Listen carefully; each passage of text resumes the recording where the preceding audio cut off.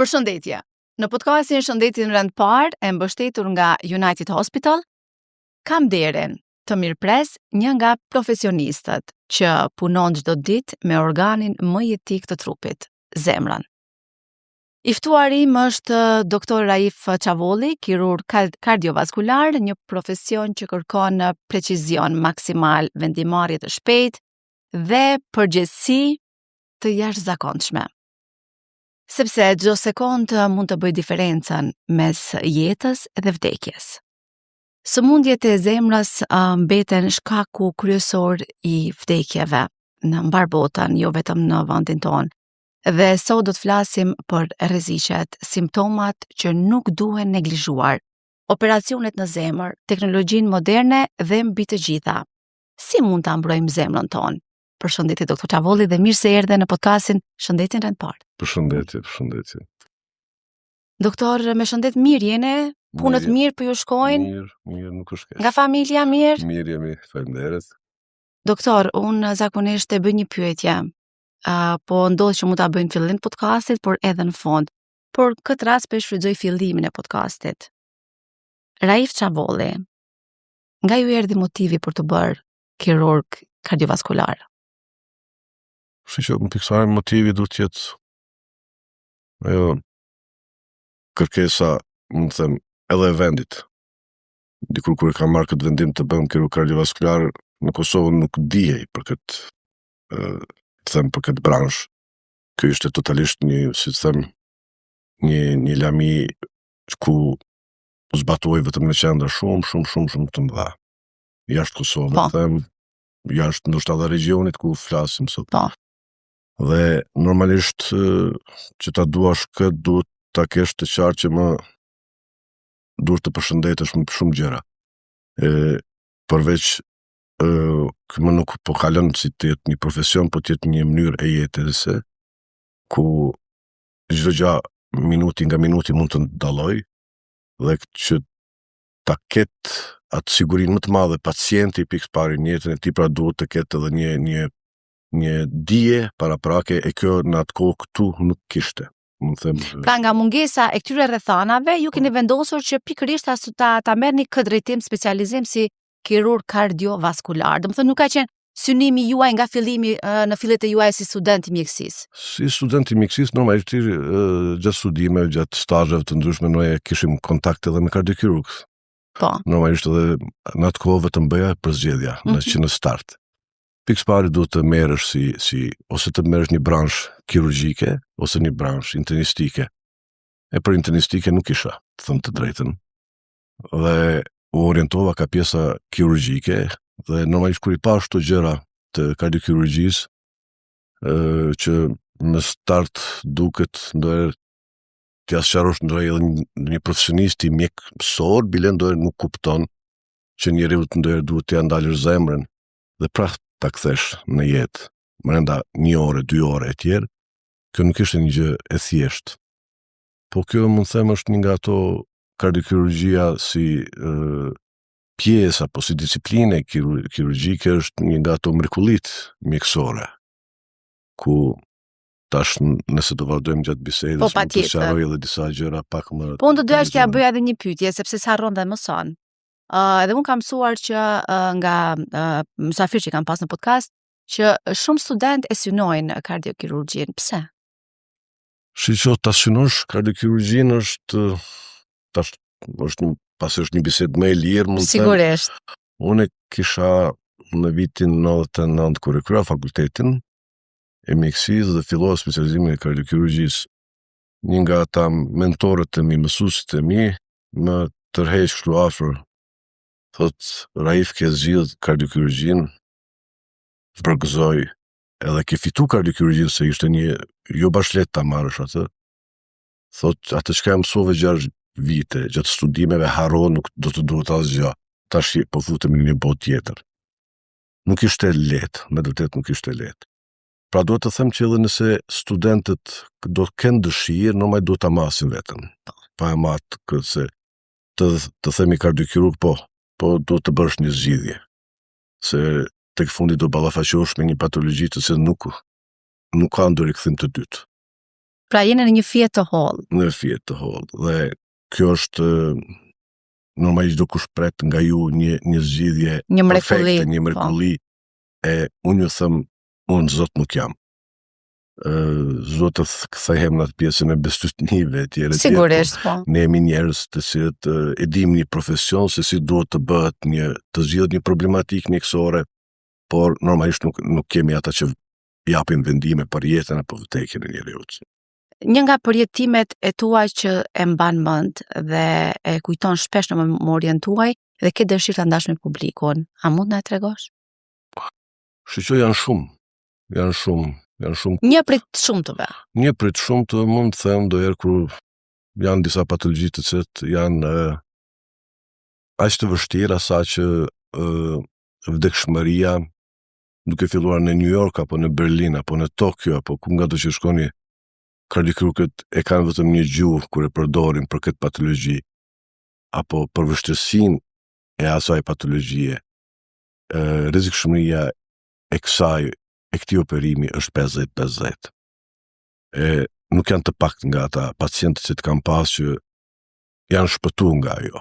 Domethënë, ti mund ta bësh maksimumin, po 50 mund të shkojnë në pjesën tjetër që nuk dua të ja përmend emrin. 50 mund të mbesin prapë. Pra një drejtë simetrike mes të barabartëve, të keqet dhe së mirës. Mirë, doktor.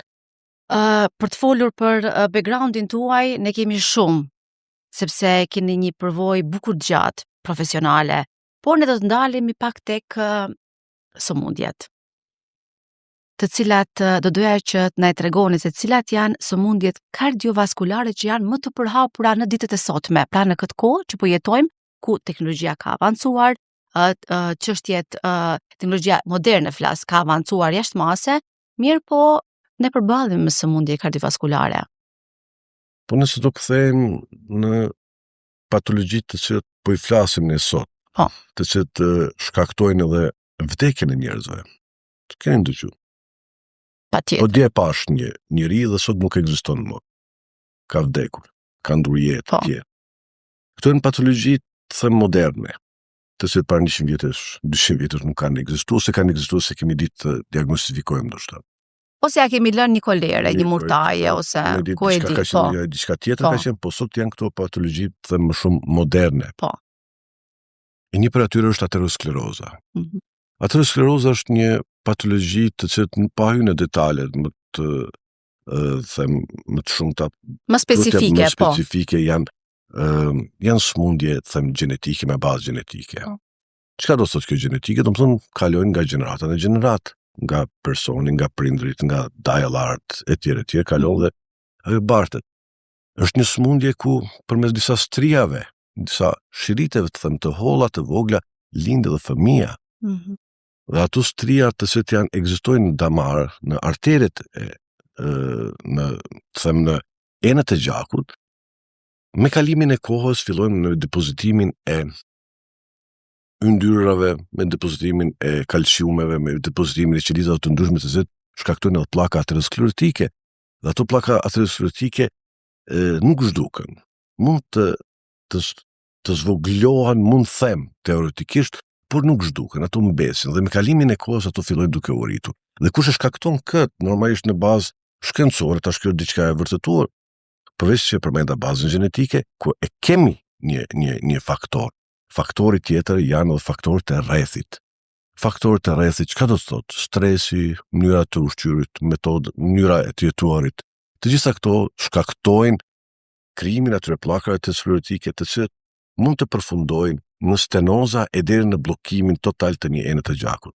Dhe kjo enë e gjakut mund të jetë në zemër, mund të jetë në kokë, mund të jetë në këmbë, në duar etj. Dhe pastaj paraqitet ato simptome të cilat ne i flasim çdo ditë. Shtrëngim në gjoks, marramendje nëse do të jetë me enë të gjakut të cilat të furnizojnë kokën, më gjatë heqjeve, po mbiet këmba, po mdhamin këmbët të cilat njihen si claudicacio intermittens etj. Domethënë janë një simptomatologji e gjerë të cilat normalisht na takon neve si mjek, po dhe juve si gazetar etj, që këtu sa më shumë ti nxjerrim në pas informacione. Të mundohemi bile që të zvoglojmë. Doktor, me që thatë që është një patologji moderne, A është menduar që t'i bëhet një kontroll fëmijëve të cilët kanë prind gjenetikisht të më thënë të prekur nga kjo patologji? Shiqon, nuk jam kundër asaj. Nuk jam kundër asaj. Në mënyrë që t'i paraprim. Po gjithsesi, se tash shpresoj që ajo fjala që po përdoret në media sot dhe përdoret me vitet tana përpara check-up që njihet. Sigurisht. Sa do të thonë ato gjëra duhet të mbështeten po ashtu edhe nga zyrtarët shtetëror të cilët në një mënyrë ti paraprim këtyre gjërave. Po. Se nuk është vetëm kjo patologji, unë e përmend atë. Ne po flasim për zemrën. Aterosklerozën, po. Ti ke edhe një patologji tjetër që gjithashtu unë mendoj që duhet të ulëmtohej, ai njihet si sindroma Marfan. Pra ku një çrregullim gjenetik i një proteine që njihet si fibrilin mund të shkaktojë një farë dobësimi të enëve të gjakut, po dhe jo vetëm enëve të gjakut, pra që është proces, është një sëmundje i indit lidhor dhe të shkaktojë edhe qarje, zgjerimet e enëve të gjakut, e kjo shprehet te aorta më shumë ti, qarje që është një sëmundje gjithashtu vdekjeprurse që njihet si disekacion aorte. Po, doktor, a ka simptoma që njerëzit i ngatrojnë me lodhje apo me stresin, por që në fakt janë alarmi i ioni zemrës? Shiqonim, nuk duhet të jem ai telallit keqës, thëmë gjithmonë të keni. Jo, thjesht ne përjapim informacione, informacione që normalisht i duan njerëzve. Tash normalisht patologjitë që të përmenda si aterosklerozën e tjerë këto të gjitha janë patologjitë që kanë mosha që ka zbritur tash, më dikur thonim dhe në 50, tani kemi 20, 30. Duhet ja përmendi edhe një kohë kur isha mund të them dikurës 30 vjeç, kur fillova të operoj. Po. Edhe kisha haruar që t'ja marr moshën e saktë pacientit. E disha që është i ri. Dhe kur e pyesi ishte moshatari imi. Unë operoja moshatarin tim në moshën dikurës 32 vjeçar. E kjo sot është shumë më e shpesht. Unë po flas për një periudhë shumë pak më të hershme, kjo tash ka finisur të jetë edhe më e shpesht. Tash a duhet të përzihet me një lodhje të thjesht? Mendoj që duhet të jemi shumë koshient për çdo lloj simptome që na paraqitet. Kjo është një check-up që mund të them, një kontroll i thjesht, rutinor, të një mjek, qoftë një mjek i lagjës bile, qoftë një mjek specialist, një kardiolog, e deri te hallka e fundit e këtyre patologjive që mund të them si janë kardiokirurgët apo kirurgët kardiovaskular, pra duhet të shfrytëzohet në brenda sistemit. Një EKG e thjesht mund të na tregojë shumë gjëra, përkundër asaj që edhe ne ndonjëherë nuk i besojmë shumë gjë. Pacienti është me EKG normale, ama me patologji nga më të këqijat mund t'i ketë në kardiake, të them. Etj. Domethënë të gjitha këto janë, mund të them, pikëpari, pacienti duhet të jetë shumë koshient për ato simptomet. Normalisht të lajmërohet në spital që mjeku mund t'i merr 10-15 minuta me një ekzaminim, mund të zbuloj shumë gjëra më të rëndësishme. Prandaj lodhja, marramendja, këto të gjitha mendoj ndonjëherë përzihen me ato gjëra të cilat se nuk do të thonë që janë sëmundje patologji kardiake, mund të jenë edhe sëmundje të tjera internistike, mund të jetë problem me sëmundje gjaku, mund të jetë problem me sëmundje kutadione mushkërore, mund të jetë me problem mëlçie kutadione. Mos ti marrim, ama një check-up i thjesht, një laborator i thjesht, biokimik, mund të nxjerrë në pa shumë gjëra. Një EKG, një ekokardiografi, mund të nxjerrë në pa shumë gjëra. Doktor, më shpjegot lutem se nga mund të vijë një infarkt dhe nëse një person dyshon që ka kaluar një infarkt, çfarë duhet të bëj? Tash nëse personi, unë them një gjë ndër prap po kthena në atë që thash më parë. Simptomatologjia kardiake, pasi duhet të jem pak të koncentruar te simptomatologjitë kardiake, sidomos te sëmundjet iskemike kardiake, atëherë ne çka pacienti duhet të jetë koshient. Pikë pari, nëse ka dhimbje, shtrëngim në gjoks, mpirje në nofull, në poshtë e tjerë, mund të jetë ndonjëherë edhe një vjellje shumë, mpirje krash e tjerë, të gjitha këto mund të jenë një lloj alarmi për patologjitë kardiake, për sëmundjet aterosklerotike, iskemike të zemrës. Prandaj në këto situata çka duhet të bëj? Çka duhet të bëj? Pika e parë e thash më parë. Pra të paraqitet një mjek në lagje, Mjek familjar, po. mjek familjar dhe me një EKG të thjeshtë, me një laborator shumë të thjeshtë mund të konstatohen gjëra. Nëse ka dyshime që nuk kemi të 100% kur, po mund të kemi dyshime, atëherë duhet të vazhdohet një trajtim në një qendër që është pak më e specializuar, deri në qendrën terciare që njihet tek ne, ku mund të bëhet edhe një koronografi, e në bazë të koronografisë pastaj të merren vendime çka më tutje. Po sa është e rëndësishme koha në rastin e sulmit në zemër? Koha është shumë e rëndësishme. Po koha tash normalisht një sulm kardiak varet në çfarë niveli të koronares është bërë, është bllokuar një enë e gjakut. Nëse është bllokuar në bazë, mund të them, në fillim, në origjinën e saj, ato janë shumë të vështira, janë shumë dramatike. Aty tash koha nuk po flasim për orë, po flasim për sekonda. Ta duhet të kemi të qartë. Se kjo, nëse përfshihet koronaria e majt për shembull. Ajo është një situatë mjaft dramatike. Zakonisht përfundon me tragjike. Por nëse është në pjesën më distale të përfshirë, më nga larg nga origjina, atë normalisht që mund të kemi kohë që nifet që një periudhë, tash nuk do ta marr atë profesionin e kardiologut, se nuk jam kardiolog, unë jam kirurg kardiovaskular, mund të them deri 12 orëshin e para e gold standard të një lloj intervenimi në atë periudhë. Domethënë kjo është një prej mënyrave më të mira, domethënë prej momentit kur janë paraqit simptome deri në orët 12 në po është vonë. Pra sa më herët aq më mirë, pra mos të flasim për orë sakta kështu. Doktor, a ka raste kur operacioni shmanget dhe trajtimi bëhet me metoda pak më invazive? Tash këtu po vim të një ajo mjekësia moderne, e cila mendoj që Kosovës i mungon. I mungon. Në kuptimin organizativ, jo profesional të njerëzve XY të caktuar.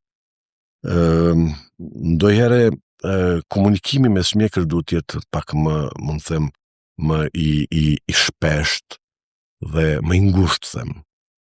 Se tek e fundi nuk po flasim këtu për perde, as për llamba, po flasim për jetën e njerëzit.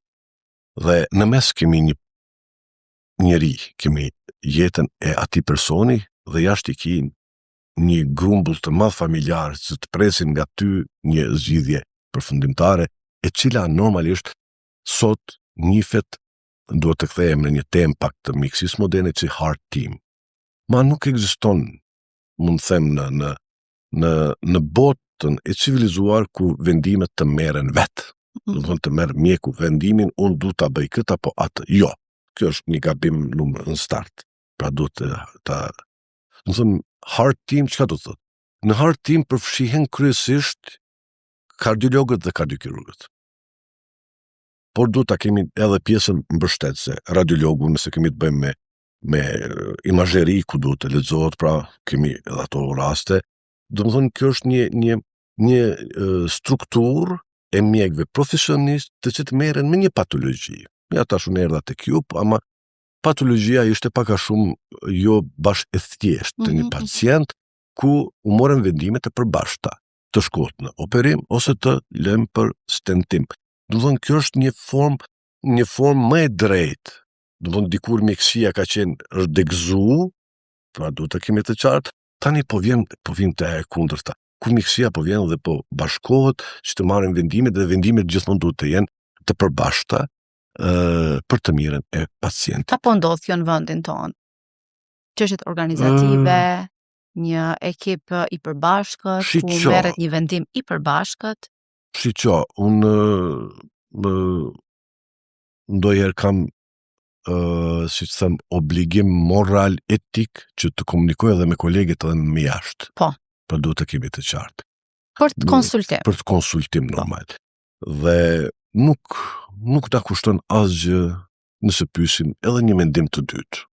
Nuk po dia, po kthehemi te ajo heart team, një ekip e zemrës ku vendimet janë të përbashkëta. Vlen kjo për Kosovë? Mendoj që ende jo. Mendoj që ende jo, dhe kjo është një tash kolegët në spitalet të ndryshme mund të na hidhrohen në një mënyrë, po në të hidhrohen, nuk e kam mërzijat, po ne kam përmosh me rëndësi pacienti. Shumë e vërtet. A ndodh kjo për shkak të egos profesionistëve? Nuk du të jenë ato gjëra se janë shumë po hapet tema dhe po. Mos kryejmë rival. Jo, rival nuk kam problemin e rivalitetit, e kam problemin të Jo, sepse në çdo profesion duhet një konsultim mes kolegëve, sepse dhe ne jemi gazetar dhe pa i pyetur 2 ose 3 vetë, ne nuk mund të japim një informacion pa e pasur të sakt.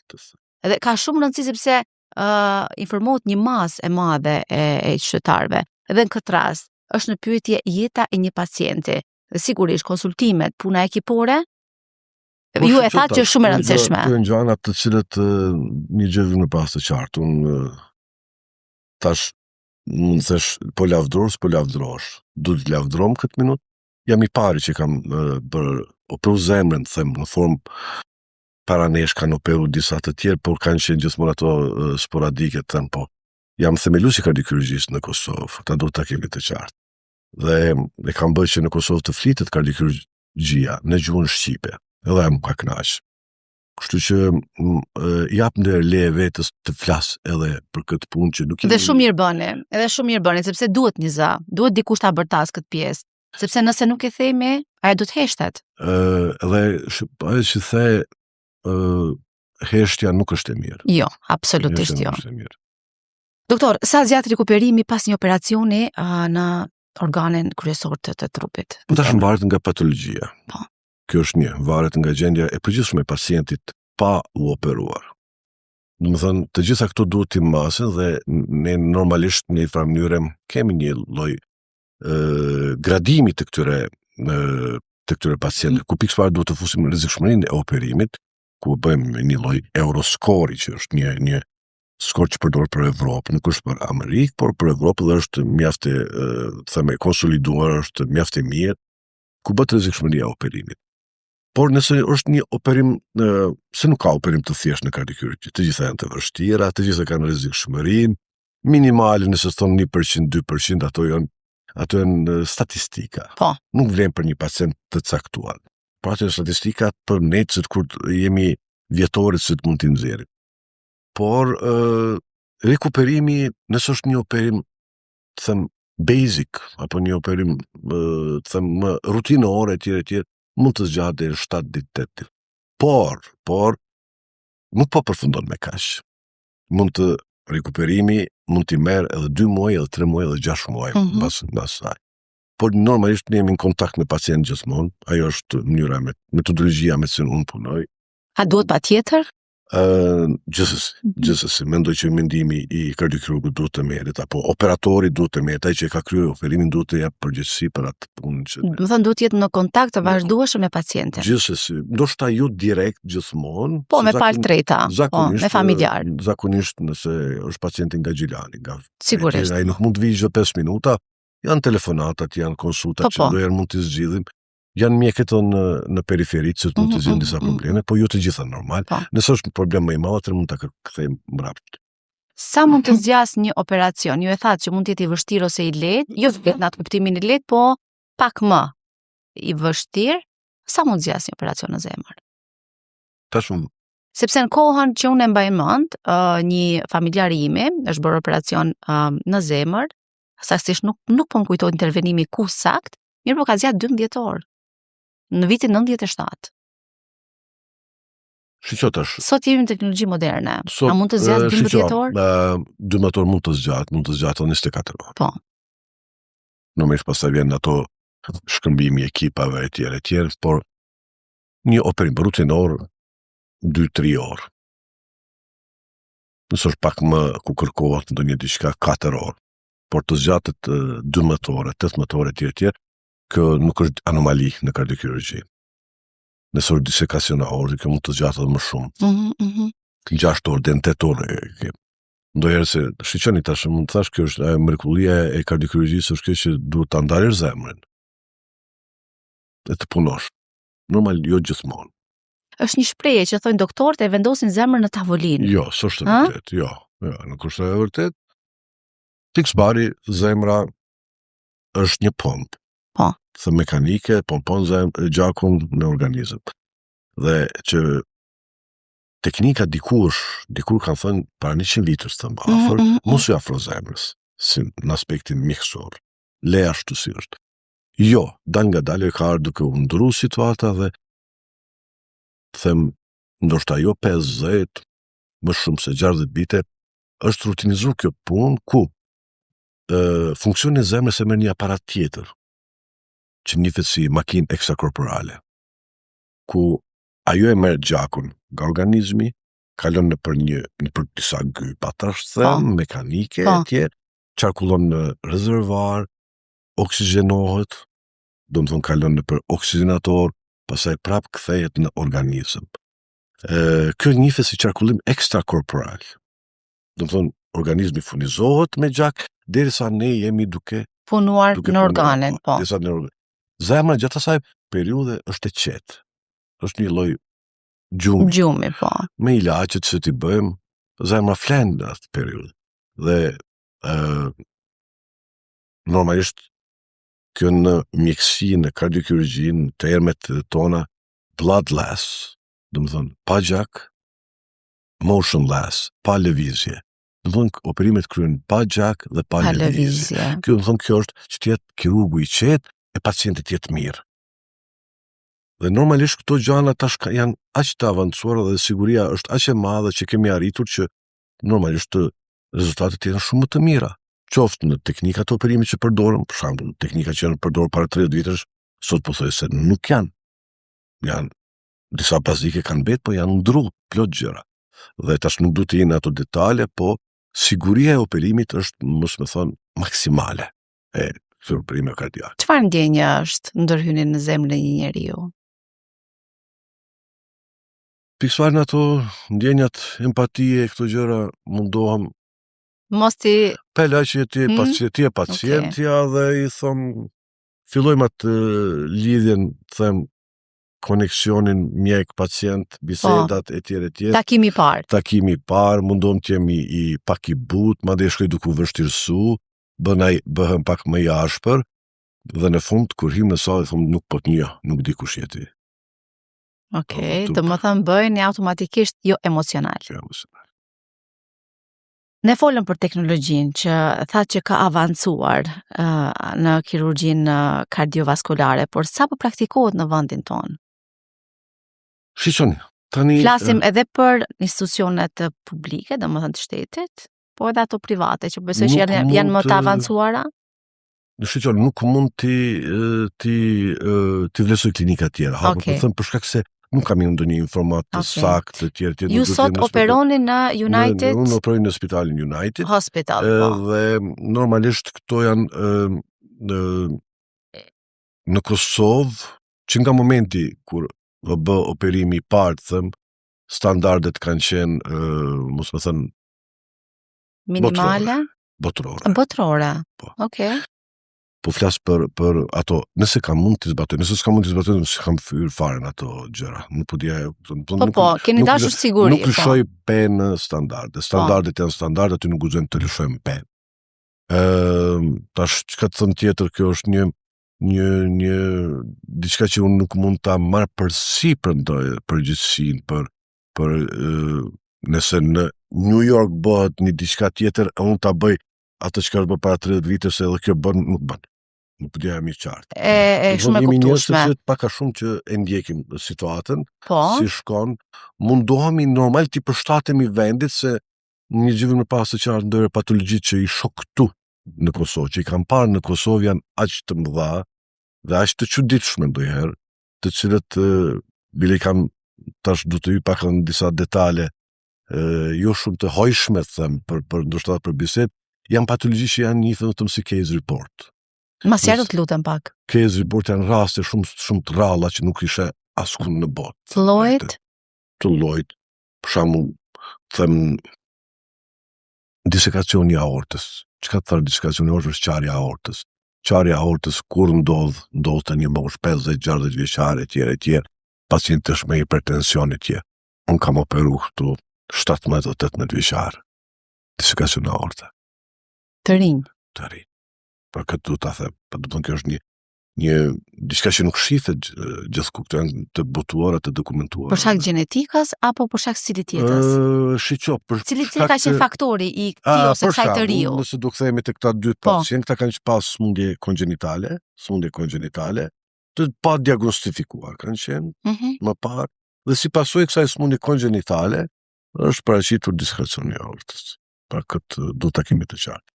Do të thonë këtu kem para raste, them më parë, fatmirësisht to kanë filluar duke trajtuar qoftë nga ana e kardiologjisë, qoftë nga ana të kardiokirurgjisë.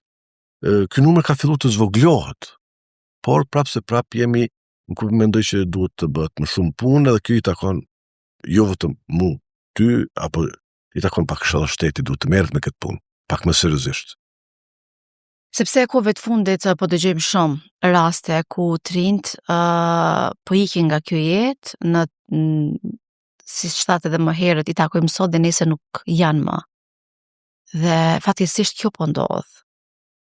Dhe ka prek zemrat e gjithëve rastet ndryshme që po i dëgjojmë si nëpër media tona, por edhe tek familjarët tonë të afërt, e cila po krijon një lloj stresi, një lloj frike tek popullata, tek shoqëria. Doktor, më thoni se çfarë do të bëjë shteti më konkretisht sa i përket parandalimit apo që të identifikohen me kohë këto raste të veçanta, siç i përmendet. Tash kur them shteti është diçka shumë abstrakte kështu. Po. Është qeveria, është ajo, tjetër, mund të flasim të gjëra nga më të ndryshme. Institucionet mjekësore. Institucionet mjekësore, mendoj duhet jenë më serioze. Kuptimin e asaj tash pak do bëj edhe një politik, nëse na lejohet. Nuk kemi. Ju jeni, sa e kuptova, dhe një kombinim i mrekullueshëm Kosovë-Shqipëri. Po. Edhe ke drejt edhe ti e unë të gjithë ne këtu të ankohemi. Po nëse ankohemi gjithkohon, edhe nuk është diçka normale. Duhet të bëjmë pra diçka, të bëjmë këtë ndrim, mos e lejmë vetëm kaq. Unë jam nga 2011 jam në Kosovë. Po. Dhe kam mendoj, a kam bë mjaft? Nuk kam bë mjaft. Duhet të bëjmë edhe më shumë. Sepse ju ende jeni në një rrugtim të bërit. Unë mendoj që më bëllë më shumë. Edhe do bëj, shpresoj. Por tash kemi një mungesë të madhe, nëse do thosh se kemi mungesë mjekësh. Në Kosovë në 2011 ka qenë vetëm Raif Shavulli, kardiokirurg.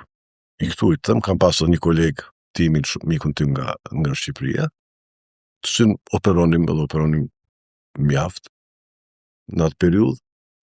Sot nuk po mundesh me thonë që kemi mungesë kardiokirurgësh.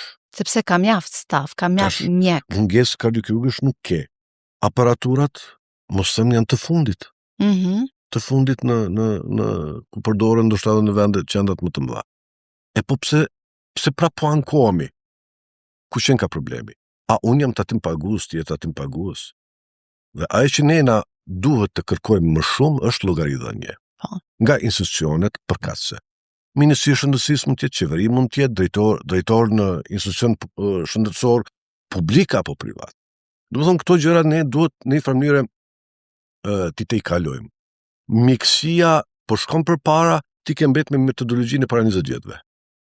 Si menaxhment po flas. Nuk shkon kështu puna. Do të duhet tash unë kërkoj llogari. Dhe më fal, këtë pjesën e kësaj ankese që po më pëlqen, nuk e keni bërë vetëm ju në këtë podcast. E kam bërë dhe mjek para, kështu që më pëlqen shumë që jeni të vetëdijshëm sa i përket sistemit parsor të institucioneve mjekësore që sistemi parsor, mund të them, apo sekundar apo terciar, nuk ka rëndësi në këtë sistem. Pacienti është tatim pagues i këtij shteti dhe duhet të trajtohet si tillë brenda kufive të Republikës së Kosovës. Dhe normalisht sot unë në punoj tash. Nuk mund të them fatkeqësisht se unë është zgjidhja ime në një sistem Sigurisht, privat po, punoj, të jo sistem publik, përkundër asaj që e kam themeluar sistemin publik, edhe tash prap po na dalin disa mungesa, si shoqëri po flas, si sistem. Ku po qalon ky sistem? Në fal zotëri, nëse paratë e mia shkojnë te ti, unë kërkoj nga ty llogari. Unë duhet të ku po më harxhën ti lekët e mia, zotëri? Në kënd. Tash në sistemin publik i kemi, mos më thon 10 kardiokirurg, me 7 specialista të ri, 17, mos them 50 deri në 70 personel ki vetëm në klinikën e kardiokirurgjisë. E vërtet, domethënë profesionalizmit nuk mungojnë profesionistët. Tash unë duhet të kërkoj llogari zotrin nga ty. Kemi një sistem të vet. Domthon tash se bota më nuk po flet, a mund ta bëj apo mos ta bëj. Quality of life. QOL, apo kjo tash si të them në gjuhën shqipe. Domthon po flasim për kualitetin e jetës së pacientit. Nuk po flasim mo a ta bëjmë këtë ndërhyrje apo mos ta bëjmë këtë ndërhyrje. Po për kualitetin e tij pas intervenimit. Për një shtet ka shumë rëndësi që ta ketë historikun shëndetësor të secilit qytetar që nga fillimi i ardhjes në jetë në këtë vend. Gjithsesi. Dhe kjo për momentin mungon. Mendoj që po, përkundër asaj që prandaj e përmenda pjesën parsorë. Pjesa parsorë. Tek mjeku familjar. Mjeku familjar duhet ta ketë në sistem të vetin, secilin pacient që i vjen në kontroll. Që sistemi informativ shëndetësor që nifet si po besoj që ka të bëjë shumë, po. Po nuk është ai kryesorja. Okej. Nuk është ai. Po ta ditë historikun e një pacienti, gjendjen shëndetësore të një pacienti në mënyrë që mos kemi në infrakte ose mos vim në smundje ad hoc të shpejta. Shqyqojnë tash ne flasim edhe me kolegë në Turqi, ku e kam edhe origjinën edukative timen. Flas me kolegët e mi në Gjermani e tjerë. Askur nuk janë të kënaqur. Duhet me pas të qartë që miksia sot po është një po avancon, po zhvillohet në vërtet, ama edhe nuk po kanë mungesë edhe mjekësh. Një gjë në pas të qartë. Ma askush nuk do të marrë miksin, ti jap 6 vjet miksi, 5 specializim, pastaj të fillojnë nga zero, domethënë një kohë e gjatë, një investim madhor etj. Domethënë gjithku ka probleme mjekësore, ama problemet këtu janë komplet diçka tjetër. Problemet janë që ne spitalin publik apo privat i kemi nda me thik. Nuk di apo më kupton. Po. Domethënë janë të ndara të që nuk duhet me qenë. Duhet normal me qenë sistemi shëndetësor i cili trajton pacientët. Duhet të kenë një connection, një lidhje. Këto connection nuk po ekzistojnë dhe fatkeqësisht nuk po ekzistojnë. Jam një të them një luftetar i kësaj që këto duhet të ndërthuren. Në këtë territor çdo spital është i shtetit. Kaq. Dhe do duhet të ishte. Doktor, a kryen operacione minimalisht invazive në Kosovë? Tash po vim në një periudhë që për momentin nuk realizohen në mënyrë rutinore. Po këtu mund të realizohen gjithsesi me mendimin e kolegëve nga jashtë. Sa janë këtu të rutinizuara dhe jashtë, edhe këtu është pak pikpyetje. Një profesor shumë i njohur i imi në LinkedIn kishte shkruar një ditë. Ja operova pacientin minimal invaziv, cabbage, bypass, herë 3 bypasse. Ishte shumë i përshtatshëm.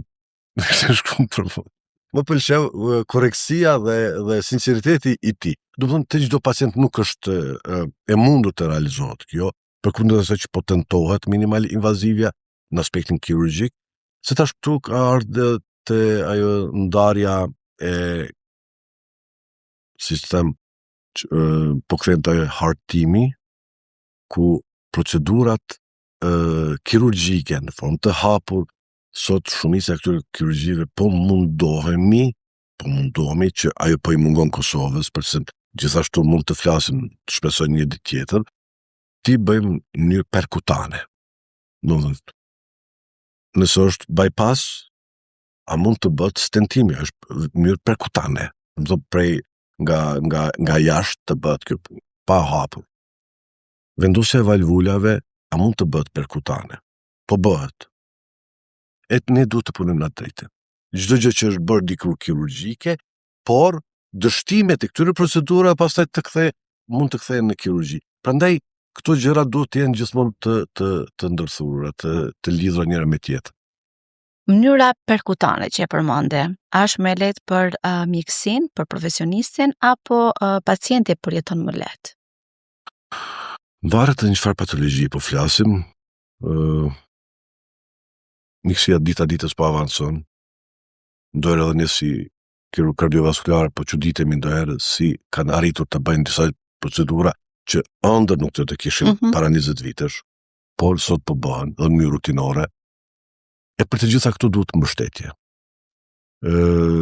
Tash normalisht që çdo pacient, asnjë pacient nuk do të prehet, majtas, djathtas, mes e ku ta diune.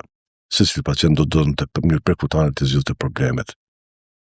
Mbyllja e vrimave në zemër, si njihen si defekte atriale, intraatriale. Dikur ka qenë rutinë të operohet. Një operim shumë i thjeshtë, shumë rutinor, sot tani pothuajse është në zhdukje sipër. Do të thonë ka ardhur në një situatë që do të thonë nuk ka më procedurë ndërsa që mund të realizohet në mënyrë të hapur e që nuk zëvendësohet me formën perkutane. Ka shumë nga këto patologji, ama të gjitha duhet të jenë në konsult me kirurg, deri ku mund të vazhdojmë, se tash mos tynë ato ta banalizojë dhe bisedën mini deri ku të shkojmë me mini invazive, mini aty, do të thonë shkurto aty, e ne ku mbetem ne tani. Po kur keni nevojë për ne, çka do bëni pastaj? Po flas për kardiokirurgët. Një pyetje shumë e mirë. Mu mble pa përgjigje. Ndërkohë që unë po të bëj pyetje, ma bëre një pyetje nuk pa ta përgjigje. Doktor, duke ditur rëndësinë, peshën që e mbartni mbi supe, si e përballoni anën psikologjike tuajën mbas çdo ndërhyrje që bëni? Ju pyeta edhe pak më herët, më treguat pak si përfaqësisht, më dha dhe një përgjigje emocionale, empatike, pastaj shkuan pak te akulli, që u ftohëm komplet. Mirë, po më tregot lutem, si e përballoni anën psikologjike tuajën? Shqo tash normalisht fiksar ne jemi njerëz. Ne kemi familje, kemi grup, kemi fëmijë e tjerë dhe nuk kam dallim nga ty. Asnjë dallim.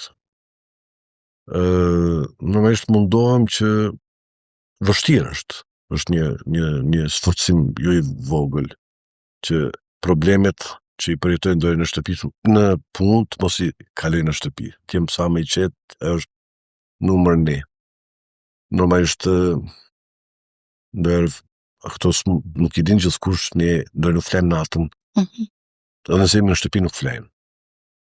Bile ata që punojnë dojnë me mu që ndër i mërzis në ora 2 të natës mesazhin si është pacienti, në ora 5 me një si është pacienti, e kupton. Kjo është mënyra e jetesës, si të thash, nuk ka vlerë që ndër që mund të vlerëson ty këtë nuk e di cili nga profesionet të zgjohet, jo të zgjohet për të mos flaj fare, në 2 natës, në 3, 5, 8 shtunden, të dielën, e tjetër të jetë ndër me pacientës së bashku. Nuk e mendoj këta shumë. Nuk e mendoj, kjo është, si thash që nga momenti kur kam vendosur të jem në këtë grup njerëzish, mendoj që nuk jam keq. E ke pranuar, e përballon. E përballoj. Por a ke nevojë ndonjëherë, a ke ndonjëherë nevojë për një kafe me ndonjë bashkoleg të njëjtit profesion që ti çani hallet bashk? A është një shfryrje e komplet asaj traume ose atij presionit madh që grumbullohet tek ju dhe pastaj ndjeni më të qetë? Dikur po. Dikur po, sot jo. Erdha në një pikë se me si shqiptari vetëm ankohemi. Po s'ke shka manku. O e bën, ose bën. Do të thonë kjo shumë gjëra janë gjëra të thjeshta, duhet t'i ndash vetë këto gjëra. O e bën, ose bën. Ta ankohesh, jo kështu është. Tash gjithë ditën po ankohemi ne në spital, nuk po më pëlqen ku ta dione kjo apo jo. Nuk ke çka ta ankohesh. Pra, e bën zgjidhjen vetë. Zgjidhen problemin në shqyqot është problemet janë nga më të ndryshme, sidomos në këto vende, ndër shembull në vende pak më të avancuara e tjerë, më të civilizuara, e tjerë, ndoshta disa probleme nuk i përjeton. Mund të përjetosh probleme të ndryshme tjera normal. Por një gjë duhet ta kemi të qartë që derisa të mundesh, vazhdon. Kur s'mundesh, e lën. Nuk ke çka të sforcosh. Kam kolegë që të kanë qenë, thëmë, super kolegë, super mjek, super kardiokirurg etj. Ka në një pikë, ka thonë, mjaft e kam. Edhe stop. Nuk du të vazhdoj më të tjera. Kaq. Kur nuk jeni në fushën e mjekësisë, të më thënë në punën tuaj, çfarë bën një mjek në kohën e lirë? Flen. Jo, do të them. Qetësohet. Po, normalisht ka aktivitet nga batërshme. Nëse duat të dalë aktiviteti fizik, a merreni me shumë pak, fatkeqësisht edhe unë jam nga ata dembelet dhe që ankohet shqiptare që ankohemi, gjithmonë po më pengon kjo ajo etj, ama mund t'i bëj normal. Normalisht kjo, por them të drejtën, leximi i dhe japi pak më shumë kohë. Qoftë literaturë, qoftë edhe jashtë mjekësore që kam qef shumë. Pra merreni një aktivitet mendor. Mendor, ashtu gjithsesi mund të them. Doktor, pyetja e fundit që do doja që ta bëja, një rrugtim shumë i mirë, kirurg kardiovaskular. Është dikush nga familja juaj që do të rrugtoj në rrugën tuaj, do të thënë që të bëhet mjek. Kam qenë në një emision nga një kolegë juaj, më ka pyetur të njëjtën gjë. Jo. Okay. Jo. 2 fëmijë kam dhe asnjëri nuk dojnë mjekësi. Ndoshta e kam parë babin të lodhur, të stresuar. To është një gjë nuk e di, por nuk dojnë. Nuk dojnë mjekësi, nuk kam ai që insistojnë në këto gjëra. Po vetë të ajo është jeta e tyre. Ne jep një mesazh në fund për gjithë ata studentë që janë në fazën finale se çfarë duan të specializojnë. Një pyetje shumë kështu e gjerë. Një gjë që i mungon, nuk e di për Shqipëri si është, për Kosovë jam pak a shumë i dëshpëruar këtë aspekt në gjeneratat e reja. Në klinikën ku kam specializu, ku jam eduku, etj, një nga terminet më të shpeshta që jam përdor, ka qenë deontologjia. Deontologjia, nëse të kupton, është një shkencë që merret me etikën. Etika, pra të mos lëshojnë penë etik. Pra këtë më thëmë, mos lëshojnë penë etik. Etika do të thotë, është një termin gjithashtu një shumë i gjanë, kështu të jem të sillemi mirë, ta respektojmë të etika profesionale. Etika profesionale, mos lëshojnë penë etik profesionale.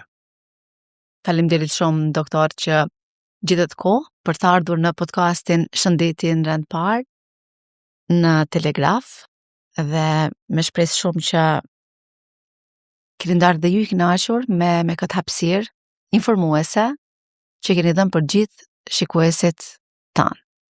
Faleminderit dhe juve, ishte kënaqësi për mua. Shikues të nderuar, ishte ky podcast i Shëndetin rend parë, e mbështetur nga United Hospital, ku të ftuar kishe me doktor Raif Çavollin, kirurg kardiovaskular. Ne do takojmë në epizoda tjera, mirëmbëjtje.